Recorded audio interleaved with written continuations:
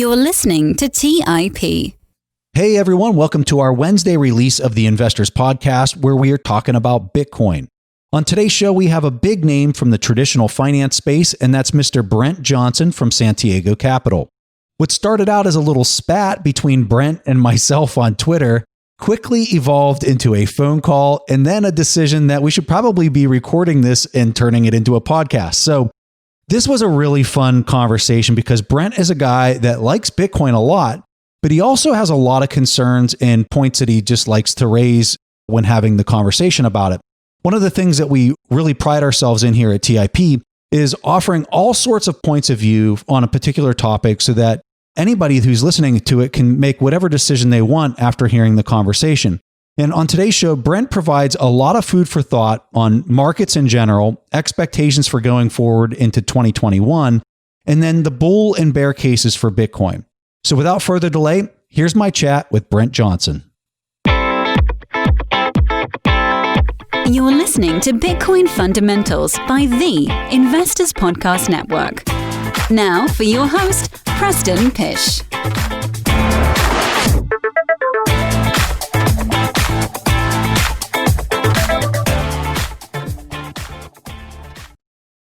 All right, so here I am with the one and only Brent Johnson. Man, it's amazing how we came to this, Brent. It is. I can't tell you how many phone calls or meetings or initial communications with people I've had over the last year or so where it started off with, so I saw you on Twitter, or I heard you, I saw an exchange on a podcast. It's very social media related when people first reach out to me in one form or another. So whether that's a good thing or a bad thing, I'll leave that to other people to determine, but it is what it is. I love it how fast, though, when we talked on the phone after the back and forth, I'll call it that, on Twitter. And we talked on the phone and like literally in the first minute, we hit it off and we're like, all right, well, let's record something. Let's do this. Well, I don't know, this maybe sounds sexist, but that's kind of how, little boys, they'd argue, they'd get in a fight, they'd hit each other, and then they're fine. It doesn't get drug out that long. And then they're playing together. Right. So let's do this. Talk to us about your framework, because I like people to kind of really talk about the big chunks of the things that they feel or that they view as being valid, or what's making the economy function the way that you see it today. And then we'll just take it from there. Perhaps some people have heard this before, but just let me give you a quick overview of what it is I actually do, because I think in many cases, people hear me speak and they think I only do one thing, or they have a very limited view of what I do. And essentially, I manage money for high net worth individuals. And I have a very concentrated group of very wealthy clients, and we customize a wealth management plan for them. And when I say a wealth management plan, we work with their trust and estate lawyers and their CPAs, and we come up with an investment plan, and then we help them implement it. And no two people are the same, so nobody has the exact same portfolio. But that said, because I'm kind of the architect of the overall plan and the quarterback of it, so to speak, there's going to be similar themes across all of them.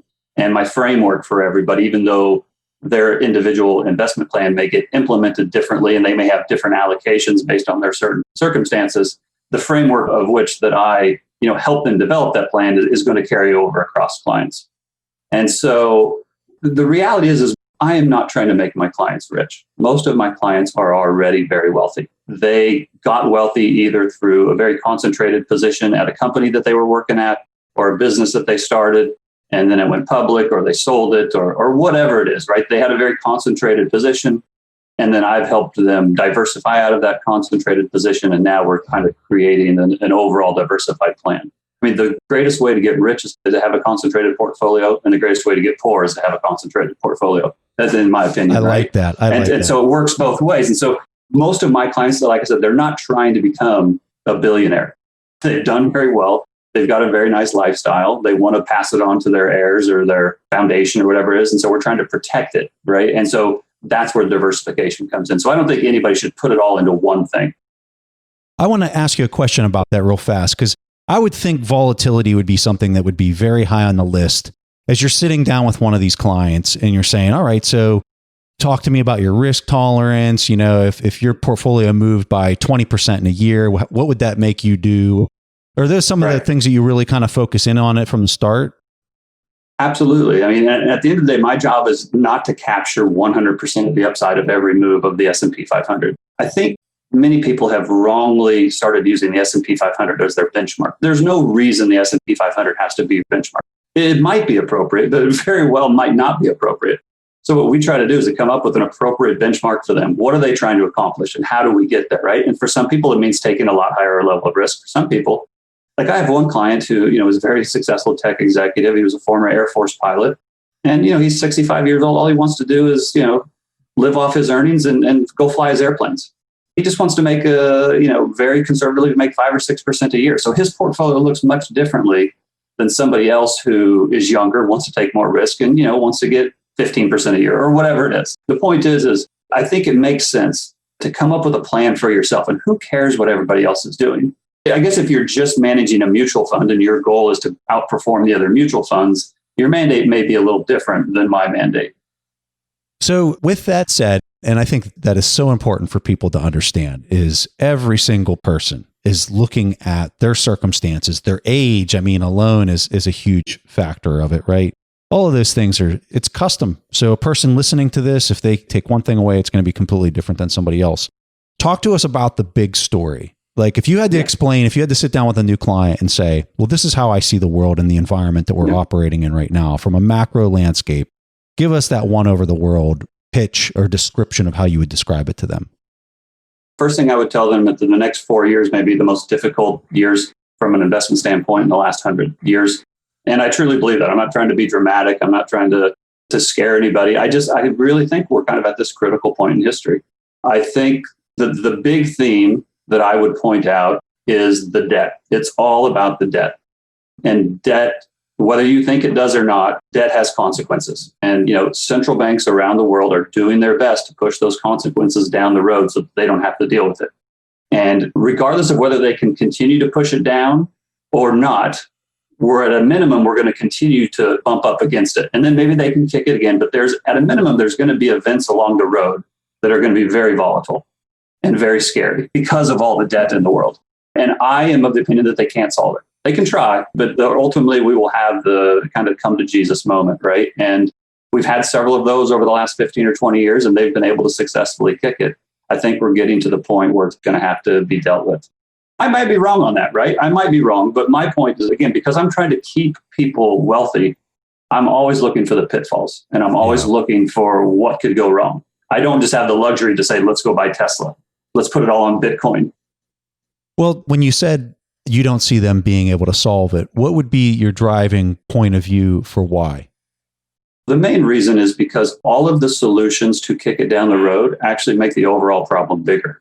Let's take March as an example, just because it's the most recent and probably the freshest in everybody's mind. What the central banks did is they came in and they provided, lack of a better word, liquidity to the market. Because what happened was the debts were not getting paid. The dollar was not circulating. Asset prices started going down. It created this kind of like vicious cycle to the downside. They needed to do something to stop the downside, provide liquidity to the market, and get it back up. Without going into too much detail, based on the design of the monetary system, it has to grow. The monetary system is designed to get bigger. It cannot survive contraction. If it contracts, it actually collapses. Or if it continues to contract, it will collapse. It's an exponential system. And an exponential systems either go straight up or they crash. And so that's what we have. When we hit those and when the debt gets too big and the debts don't get serviced, you get a contraction. And the central banks, by design, have to come in and provide new capital to the system in order to get it growing again.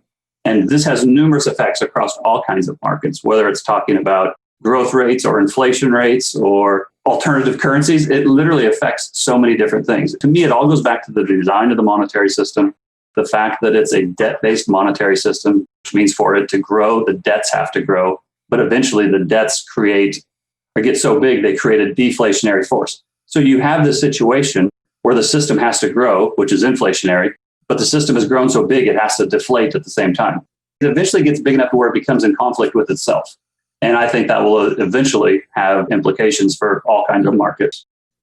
And do you think that we're at a parabolic point where this isn't linear it was probably never linear, but it's becoming very evident now that it's not linear. And we're actually starting to go parabolic in the growth of M2 and all the promises that are built on top of that. Do you agree? Well, I do agree with that. And I think there is some misconception when you see these graphs of M2 and M1 going up, and I'm not minimizing them. This is a problem. And this will have severe consequences, but it doesn't necessarily indicate what a lot of people think about. Like, even though M2 has spiked, the world is not just awash in tons of liquidity. Like, people still need dollars and aren't getting them, right? It doesn't mean they can't get them.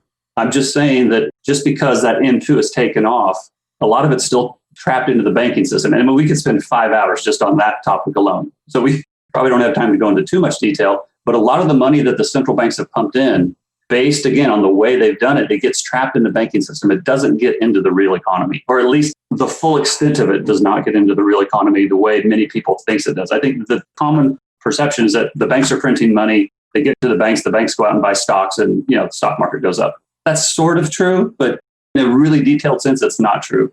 And the fact that it's not getting to the moms and the pops of the world, meaning Wall Street's benefiting, but Main Street is not. And so then that creates all kinds of problems, right? That creates problems for small businesses, and it eventually leads to problems of inequality. Yeah. And it's a system that benefits the wealthy at the expense of the masses, and it benefits the few at the expense of the many. That can go on for a long time, but it eventually has consequences. We've seen central bankers come out and say that they don't buy into what you're just saying. I definitely agree with you. But we've seen central bankers that came out and are saying that's not the case, that it's not adding to inequality and destruction of the middle class. Are they just straight up lying, or do they believe it? It's funny that you asked that, because I always ask people kind of in the know. I said, there's that famous saying, are our leaders smart people who are putting us on, or idiots that really mean it? And I've kind of come to the conclusion that central bankers as a whole, like at the staff level, for the most part, I think they really mean it. But I think at the really high levels, I think they know, or at least they know that they're there to perpetuate the policies. I think that they do know that it does lead to inequality. And I'm very critical of central bankers, and I'm very critical of the Fed. I think central banks in general are probably the smallest group that have done the most damage to the biggest number of people, if that's the right way to say it. And not just the Fed, but around the world. Now, there's a lot of people who disagree with me, and they say they're actually good people and they're trying to do their best. And that may be true as well. But my point is that I believe that it leads to these inequalities and these inefficiencies and fairness. And so I'm very critical of central banks. But the flip side of it is I'm not one of these people who just kind of howl at the moon about the central banks. I mean, it is what it is.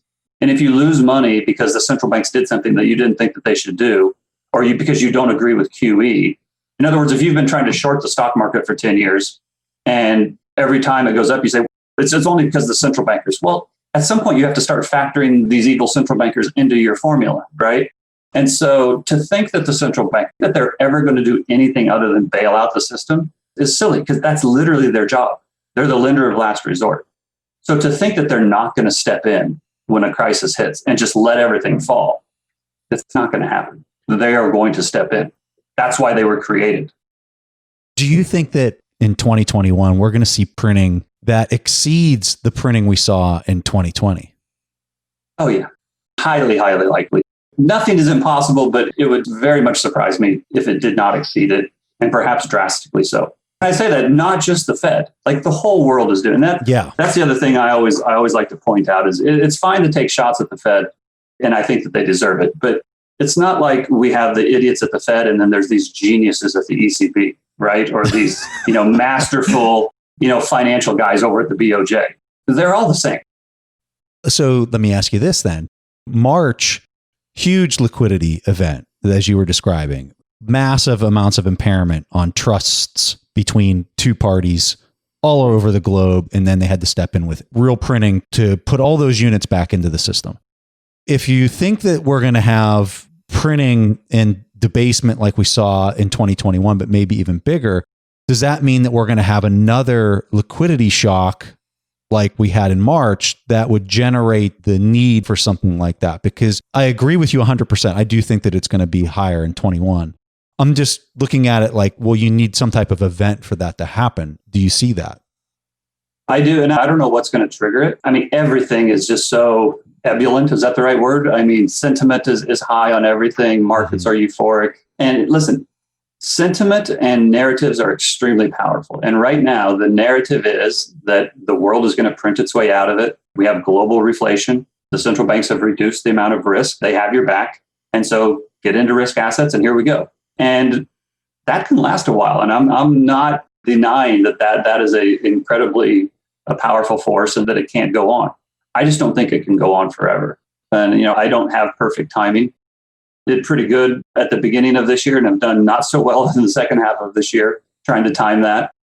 But I do believe that we're going to have more of these liquidity events. And I think these liquidity events are going to lead to solvency events, because Fed and central banks around the world, they can provide liquidity, but they can't make a business profitable. They can't make a good business, right? And what I find kind of interesting, it's kind of affected my overall thesis this year, is that the central banks, to this point, they can provide liquidity, but they can't make businesses better. And I expected to have a year like this, even without COVID. Like, we were set up for this long before I knew anything about a virus. And even when I did know about the virus, I didn't know initially the impact it was going to have, right? What I knew is that all the pieces were in place for a crisis. I didn't know what would be the catalyst to kick it off. I just knew all the pieces were there.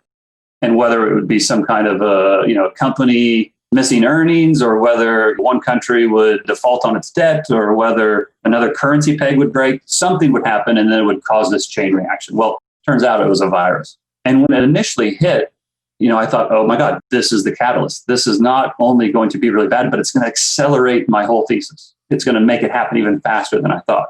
And that initially was correct. And I knew that the Fed and central banks around the world and monetary authorities would put policies in place to provide emergency liquidity and send checks to people. And, these CARES Act, that didn't surprise us at all. What we didn't factor in, and what we missed, and in hindsight, this was something that we should have done a better job of picking up on, was their ability to defer dollar demand, right? And what I mean by that is they put policies in place that said, you don't have to pay your rent for the next 6 months. And in the meantime, the landlords can't kick you out.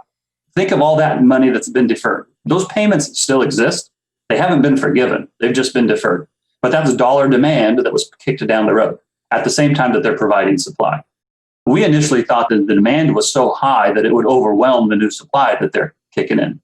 And had they not been able to defer the demand, we think that would have been the case. But they also did the same thing with mortgages, right? You don't have to pay your mortgage this month. We'll just tack the next 3 or 4 months onto the end of the mortgage, or whatever it is. Or once COVID's behind us, then you owe those payments.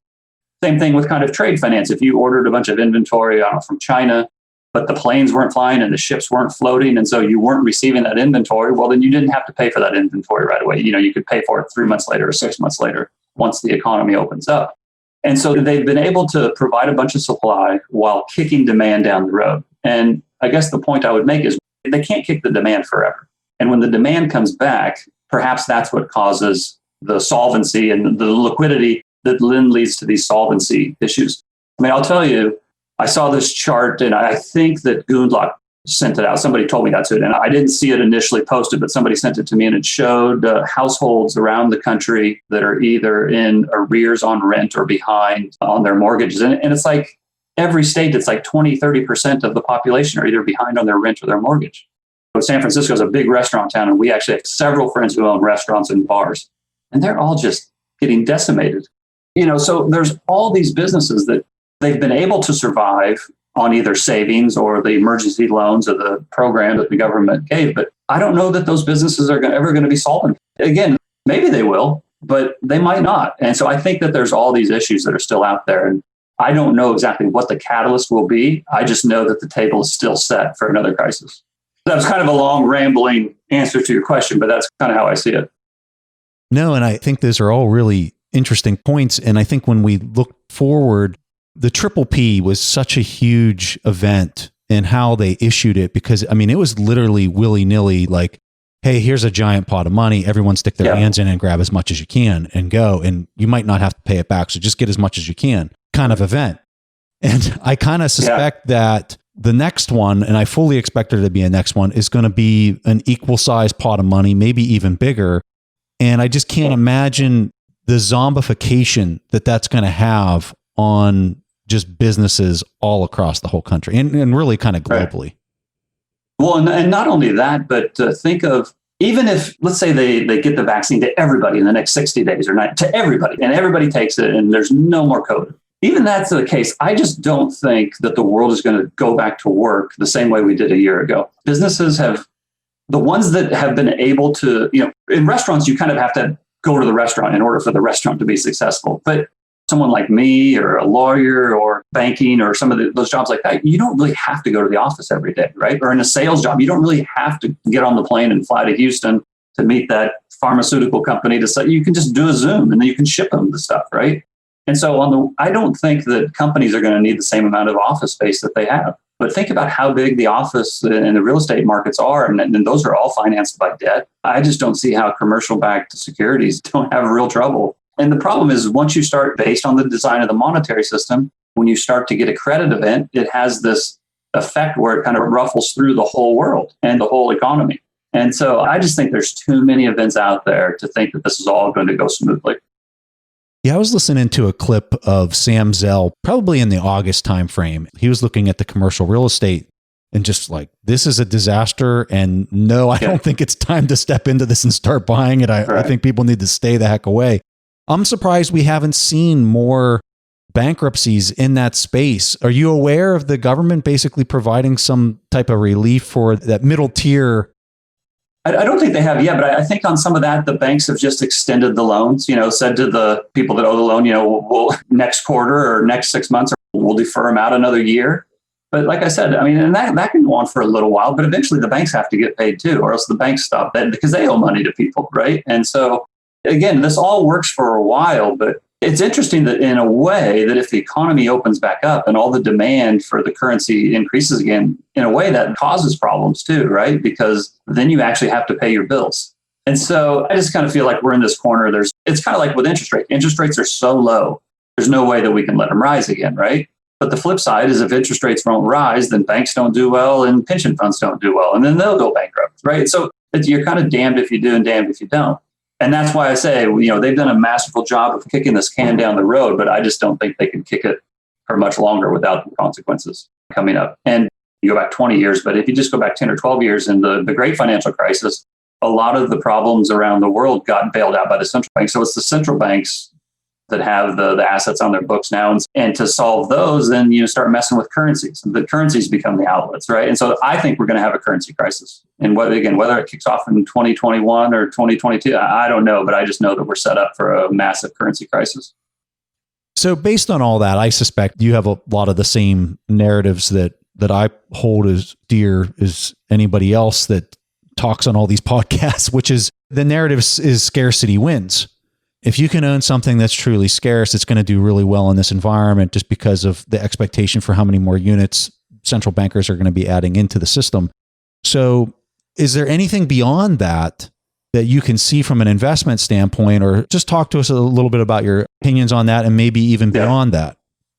Well, the first thing I would say, and I've been saying this for over a decade now, almost 15 years now, is that everybody should own gold. Right? I think it's just, to me, it's a no-brainer that you have to own some gold. And it doesn't mean you need to rush out now and sell everything you own, go put 30 or 40, 50% of your portfolio in gold, but you need to have some, right? And I think, having some kind of assets kind of outside the banking system, so to speak, or that aren't subject to the whims of the monetary authorities is a good thing.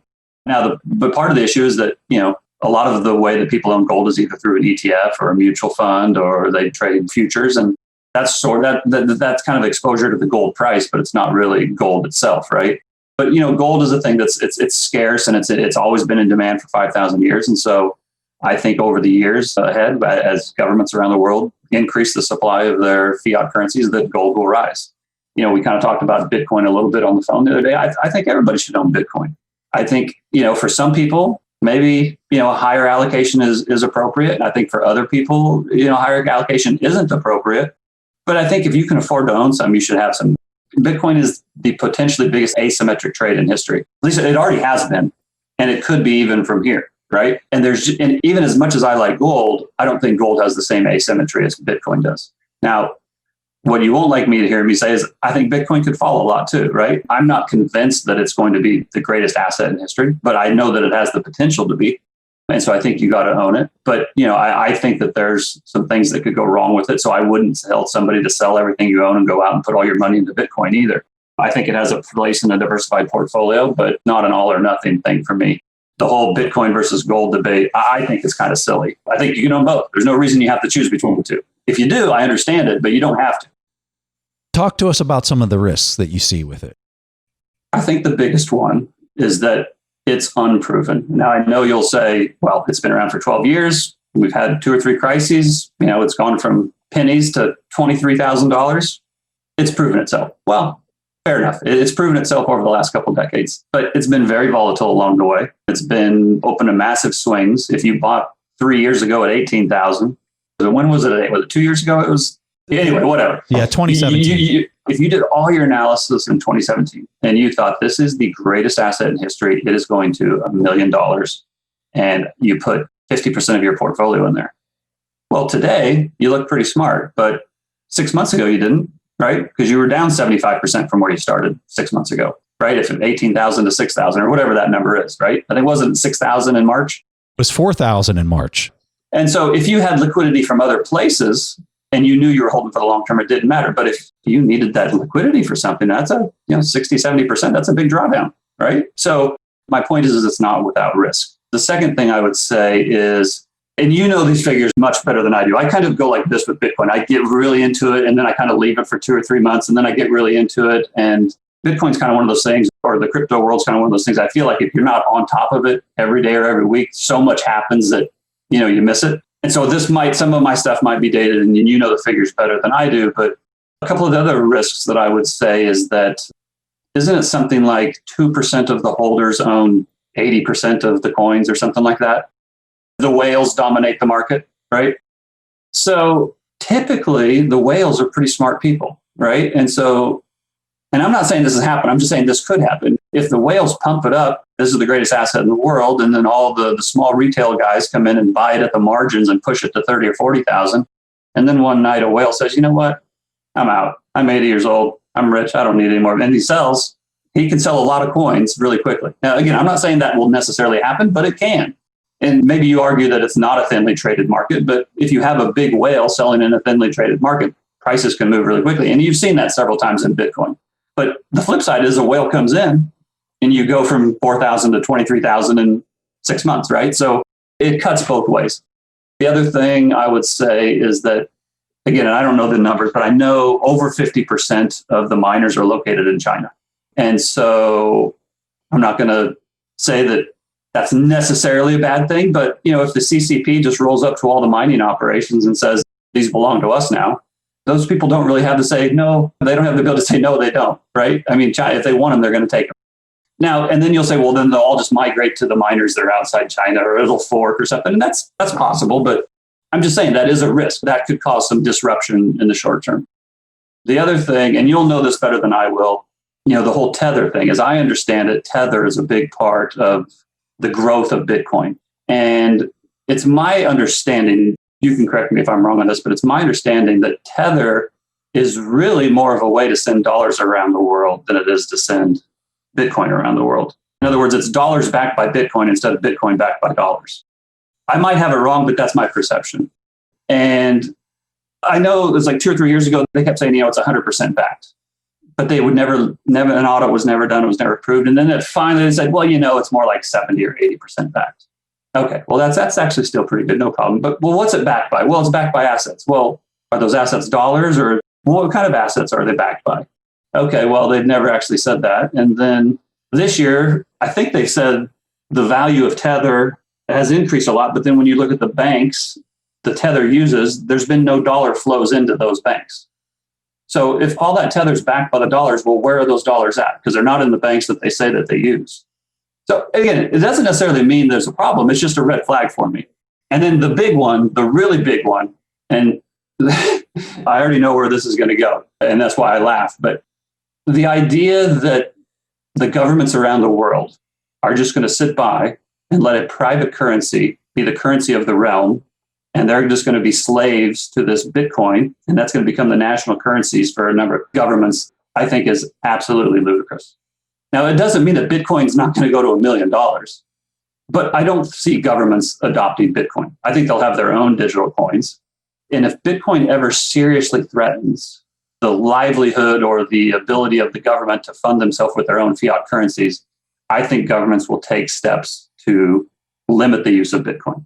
And then I know people will say, well, they can't shut it down because they'd have to shut down the whole internet. I get it. Totally get it. That's why I still think you should own Bitcoin.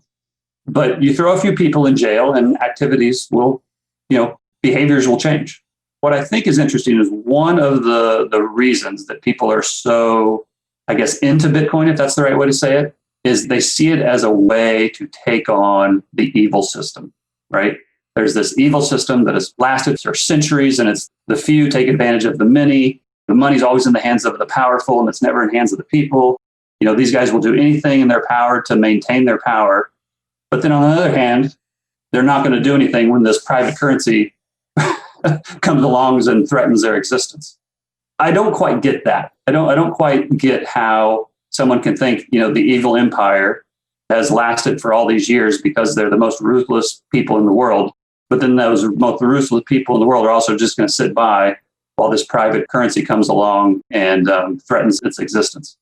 To me, at least there would be a battle along the way. Anyway, those are just some of my thoughts. Yeah, I love this. So on the last one with the government ban, what are your thoughts on entrenchment? Because I think if you talk to any hardcore Bitcoiners, they're going to look at that argument and they're going to say, you're getting like insane entrenchment right now. Billionaire after billionaire is buying into this, who then have the ability to lobby and influence policymakers, elected officials. And you're not just seeing it in the US, you're seeing it globally. How would you respond to that? I'd say that's absolutely correct. It's a very good point, and it's one of the reasons you should own Bitcoin. Right? Yeah. That is very, very true. And the more powerful people that own it, the less likely it is to get banned, because it's those powerful people that fund the politicians that would try to ban it in the first place, right? So I completely get it. I'm just saying that Bitcoin could become worth $1 million, but it doesn't necessarily mean it's going to replace the US dollar. It's not necessarily going to replace the euro. It's not necessarily going to replace the yen. So I think the people who say you have to own Bitcoin because it's going to become the world currency and governments around the world are going to fall, instead of, people being slaves to the governments are going to be the slaves to Bitcoin. I think it's the personification of silly. But if, let's just say the US stands up, their own US token and they have their own protocol, right? They're still managing that centrally.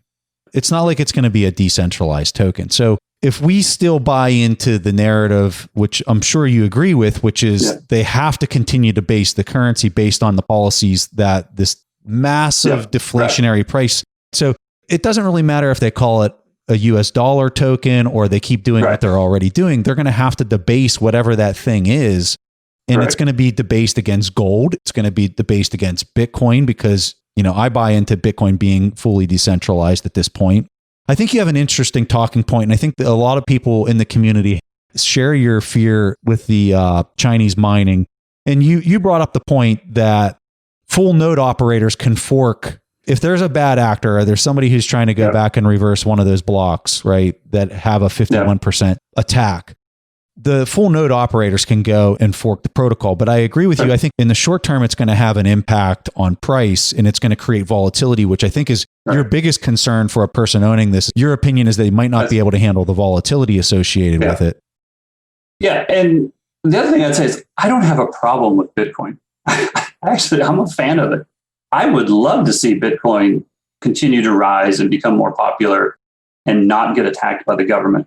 I think one thing people get a little bit messed up, and I think this is a mistake a lot of people make, and I've made it many times in my life, and I think I've gotten better at it, is the difference between what you'd like to see happen and what's actually going to happen, right? I would love it if we had private currencies competing with fiat government currencies and we were allowed to choose. But there's legal tender laws for a reason, right?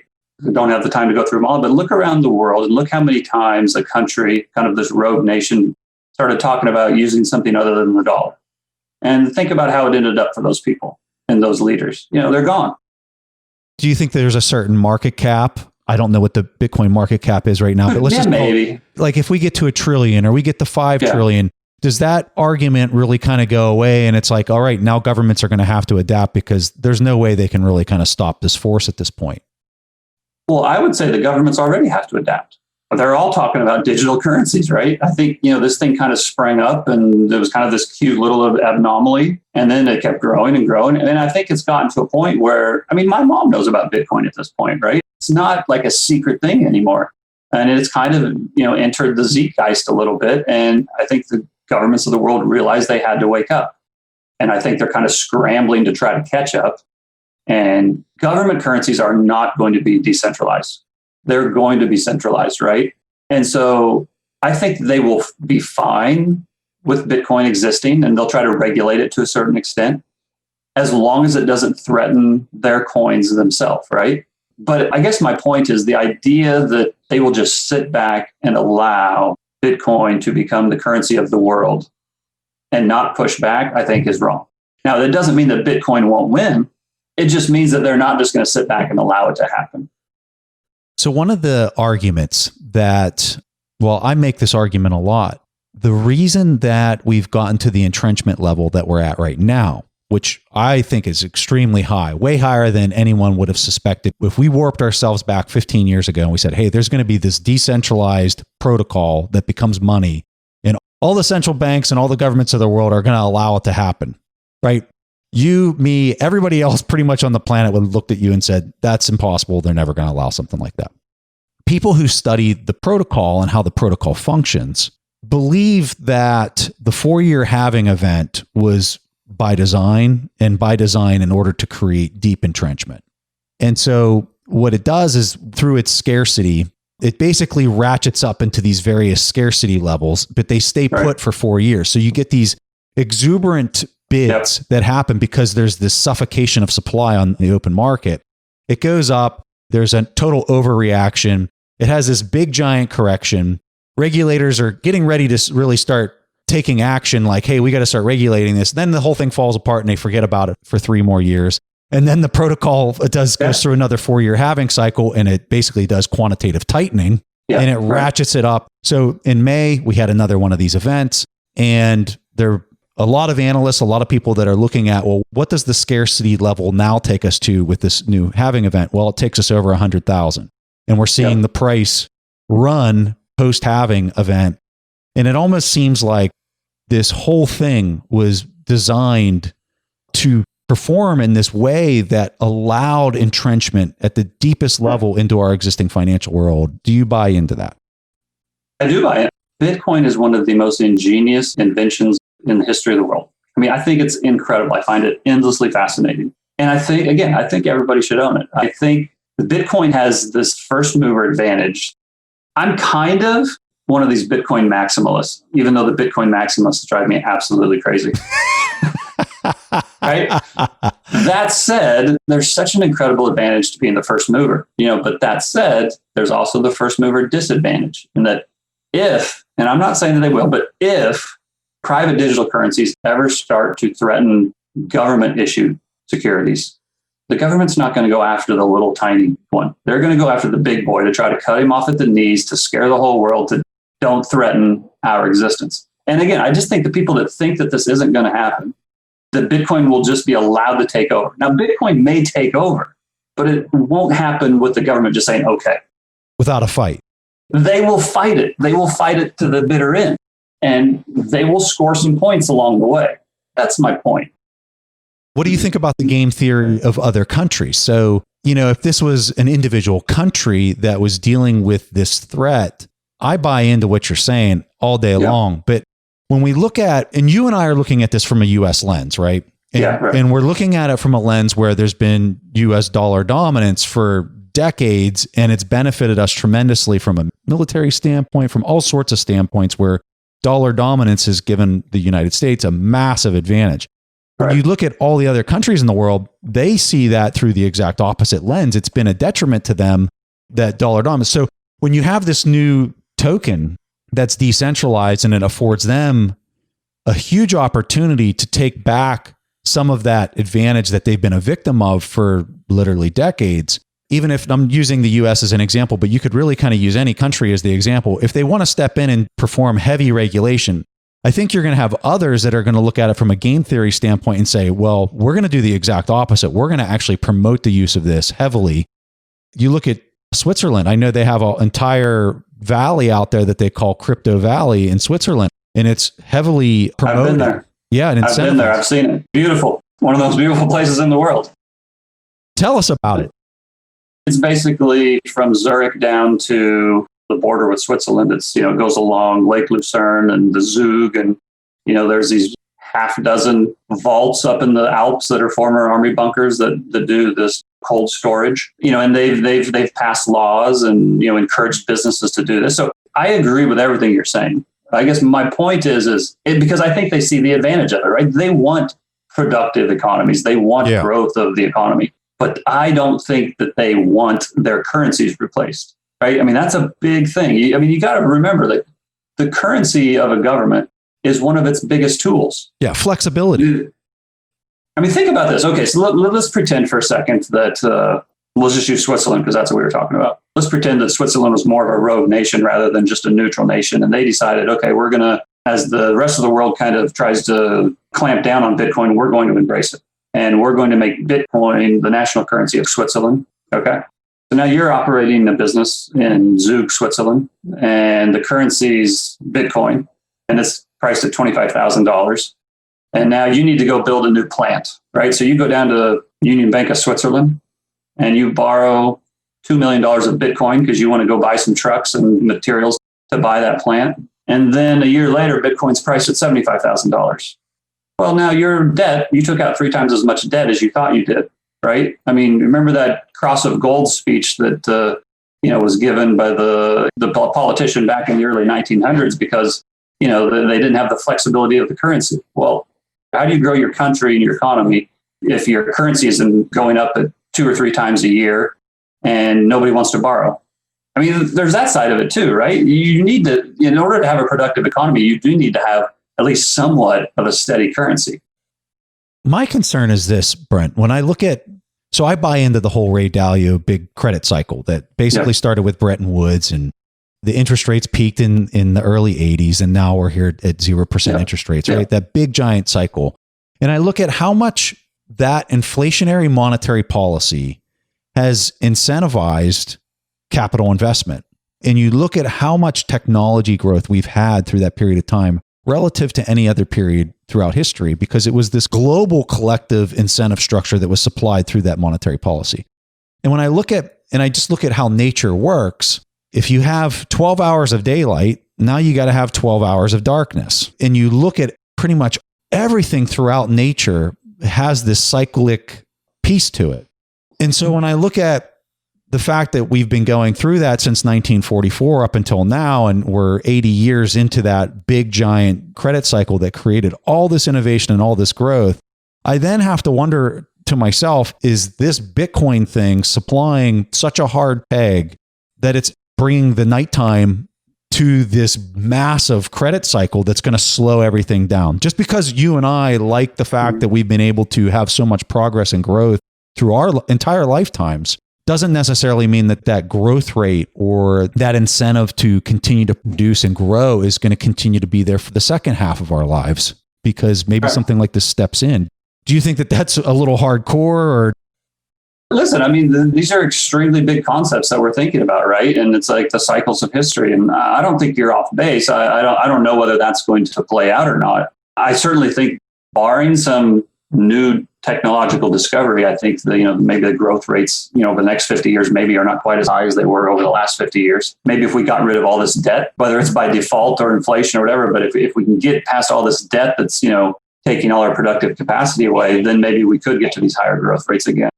Again, I'm just not sure. There's a difference between having a great store of value, which I think Bitcoin has the potential to be a great store of value. I'm not sure it's as good a currency as it is a store of value, I guess, is right now. It doesn't mean it couldn't become a good currency. But again, I don't want to borrow a currency that's going to go up 3 times in a year, right? And have to pay back 3 times as much as I borrowed, unless I took that money that I borrowed and invested in something that went up more than 3 times a year, right? The way some of the lending works now is if you go and you want to borrow $100,000, well, you got to have $200,000 in Bitcoin in order to take out the $100,000. And so then if the value of Bitcoin's going up, if you have other money in Bitcoin, it's going up in value and it's getting easier for you to pay back that loan. That's true. It's an interesting dynamic. I want to say something before I forget. Again, if I had to be something in the crypto world, it would probably be a Bitcoin maximalist, because I just think the advantage of it are so much higher than any of the other coins. It's the Bitcoin maximalists who also just think that Bitcoin's magic and it's going to take over the world and it's going to solve all the world's problems. I think that that's wrong, but I will say this. I mean, Bitcoin is a revolution, right? I mean, it's the money for the people trying to take on the most powerful groups in the world, and it's trying to overthrow them.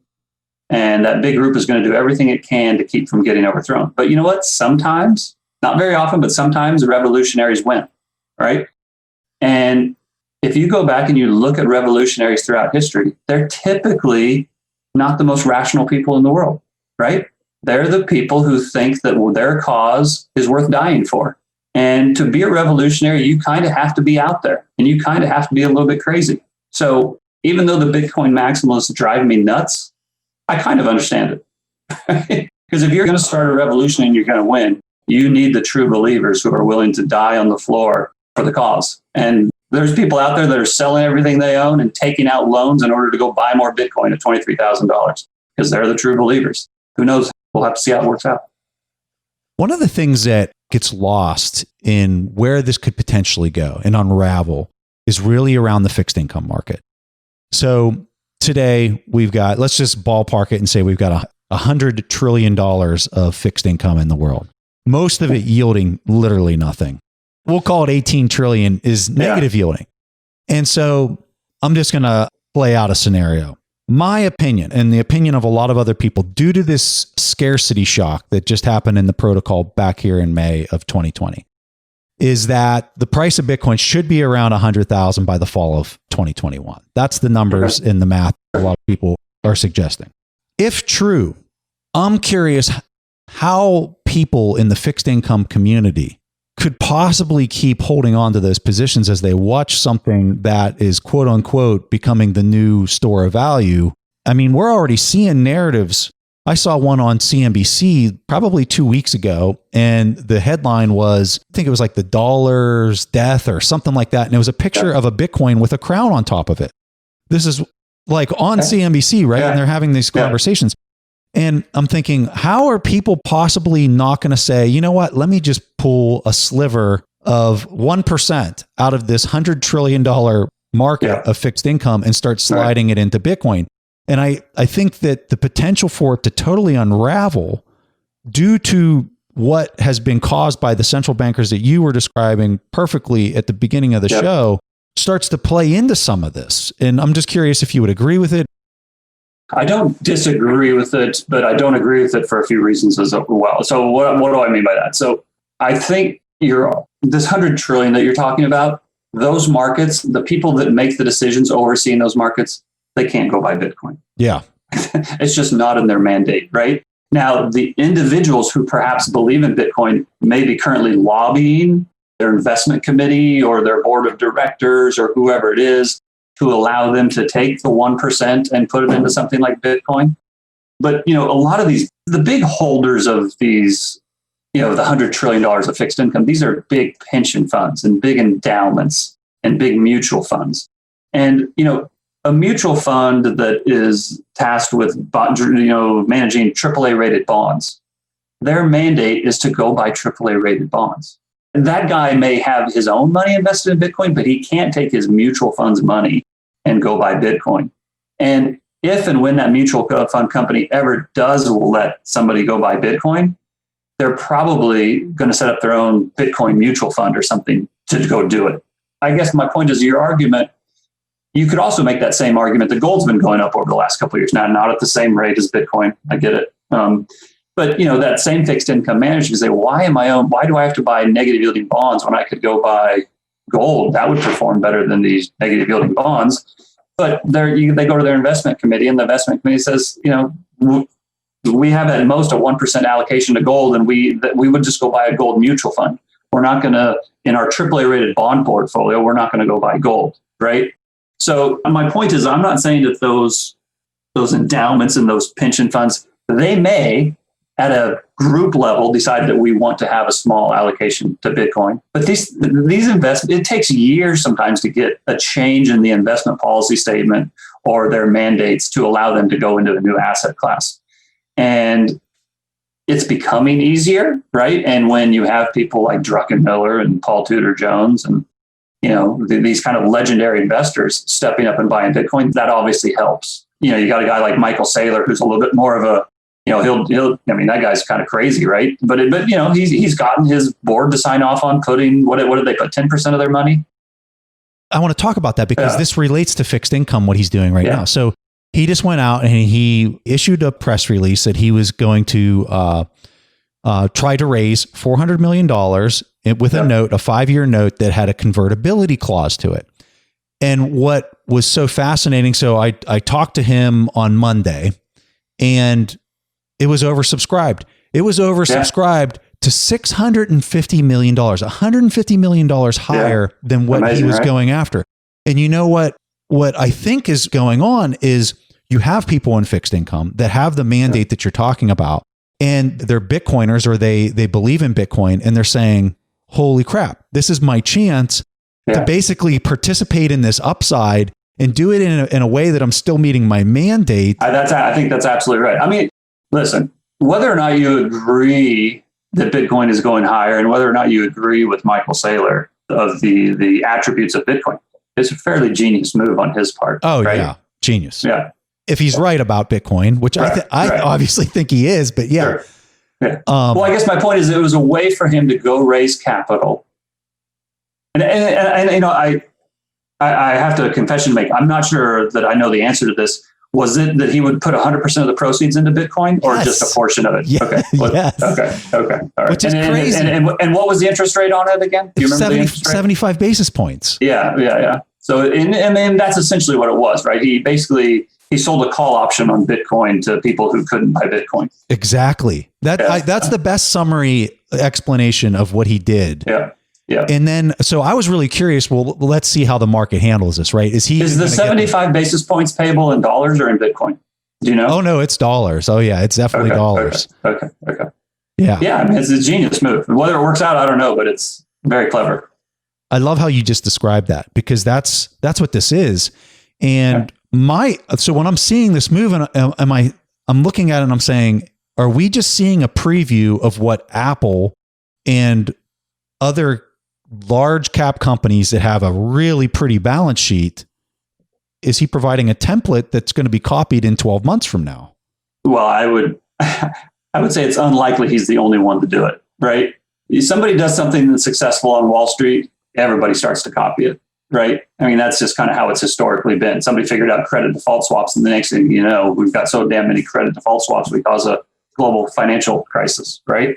So whether or not this will turn out to be that same type of a thing, I don't know, but I would not be shocked at all to see more people do this. Again, I think there's demand for Bitcoin. And I think that there's individuals at these institutions who would love to put 1% of their institutional capital into it. And my guess is that as Bitcoin stays high in price, some of these mandates will get through. And then when we have a pullback in Bitcoin, and listen, maybe Bitcoin goes to 50,000 and then pulls back to 30,000. I don't know. But whenever we have the next pullback, these things will kind of get shelved a little bit, or they won't be quite as popular as they were. And then again, I think that Bitcoin's ultimately going to go a lot higher, but I don't think it's without risk. I think that the risks are much bigger than the Bitcoin community thinks there are, but that doesn't mean it's not going to be successful. There's risks in every industry. This is the absolute truth in investing. You can always come up with a reason not to do the trade. There's always 100 reasons not to do the trade.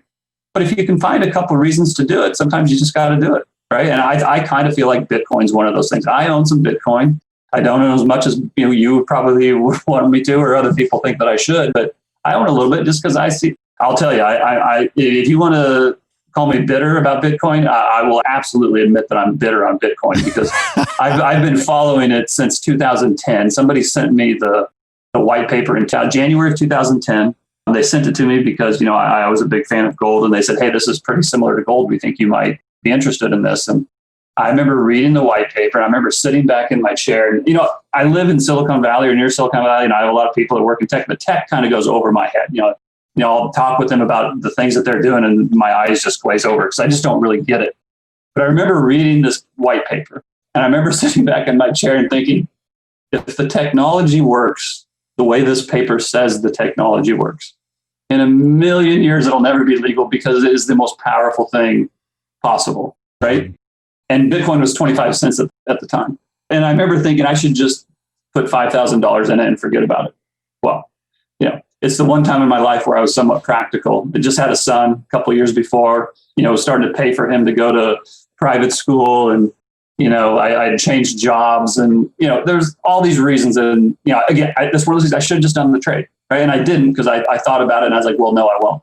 Well, I ended up buying it later when it was, $1,000 or $800 or whatever it was. But yeah, I mean, you can imagine what $5,000 at 25 or 30 cents would be worth, even if you sold it off along, because you would have held it all. Right.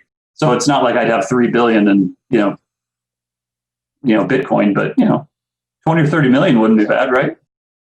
It's pretty amazing. There are a few people in the community that have held from very insane prices of $1 or a quarter. And yeah, I mean, I can't imagine if it keeps going where it's, many suspect it could go. I mean, they're going to be trillionaires as far as buying power goes. Again, I find the whole space fascinating. It's kind of the intersection of economics, politics, finance, and the wild, wild west, right? I mean, what's not to like about it? This is fascinating to me. But again, the wild, wild west, I mean, you could get shot in the street in the wild, wild west, right? It wasn't the same. It might have been a very cool environment and a very kind of wide open and opportunities were amazing. But I mean, somebody might ride up on a horse and shoot you, so that doesn't mean that it wasn't some pitfalls along the way. Last question, because believe it or not, Brent, we've already gone an hour. I can see why everyone wanted us to talk. We haven't even gotten in a fight yet. Go ahead. Last question. Tell us something about yourself that you've never shared or that people might be surprised to hear, or it's just something really unique. That's a good question. I don't know if anybody's ever asked me that before. Well, I don't know if people have heard this before or not. The one thing that people might not know is the reason my company is called Santiago Capital is I hiked the Camino de Santiago, which is an old ancient pilgrimage route across Spain. And I was between jobs in 1999 and I was looking for I wanted something kind of adventurous and kind of spiritual and kind of, off the beaten path. And so I decided I was going to walk across Spain. And that's where the name comes from. Oh, that's awesome. And you know what? Before we had this conversation, I actually thought that to myself. I said, why is it called Santiago Capital? Because I don't see that anywhere kind of in his, the bio, and I'm reading everything. I don't see it anywhere in there. So that's cool. Okay. Awesome. All right. I lied. There's one more question. Book recommendation or person that really influenced you that people can research and study up on that really had a big impact on your investing style. I think the one book that's probably influenced my overall view the most is The Fourth Turning. And people have heard me say that before. I think The Fourth Turning is just a genius work of, history and analysis. And, it applies to the past and it applies to the future. So if I had to give one book recommendation, that would be it. My two favorite books of all time are The Alchemist and The Old Man and the Sea. And those are books one of them is about going on a big adventure and the other one's about kind of the ultimate struggle. I kind of think that's what life's about. You can live kind of a boring life or you can take some big swings and go on a big adventure. And, you may go through this struggle to do it, but ultimately it makes life pretty interesting. Brent, I really appreciate you agreeing to come on, especially after, us wrestling each other in front of the playground. People take Twitter so seriously. I really appreciated you being willing to just talk to me on the phone. I knew right away, I was like, all right, this is going to be a great conversation. And just coming in here and sharing some of your concerns. And I think that this is super important for people that are entering the Bitcoin space, or even if you're taking a 1% position in Bitcoin, to hear counter arguments, to hear people say what their concerns are. Now, whether they're valid, they're super valid, unvalid, whatever, it doesn't necessarily matter. It's in the eye of the beholder of the person listening to this to decide and to do future research. And you brought a whole bunch of that today, and I really appreciate it. And I appreciate your time and coming on the show. Cool, man. I appreciate you having me and happy to come back anytime. And hope you and your family have a great Christmas. Hey, you too. And yes, we do need to do it again. Thank you for listening to TIP. To access our show notes, courses, or forums, go to theinvestorspodcast.com. This show is for entertainment purposes only. Before making any decisions, consult a professional. This show is copyrighted by the Investors Podcast Network. Written permissions must be granted before syndication or rebroadcasting. Thanks for watching. Make sure to subscribe and hit that notification bell so you don't miss out on the next podcast episode and new investing resources. What are your takeaways and thoughts on this discussion? Let us know in the comments section below.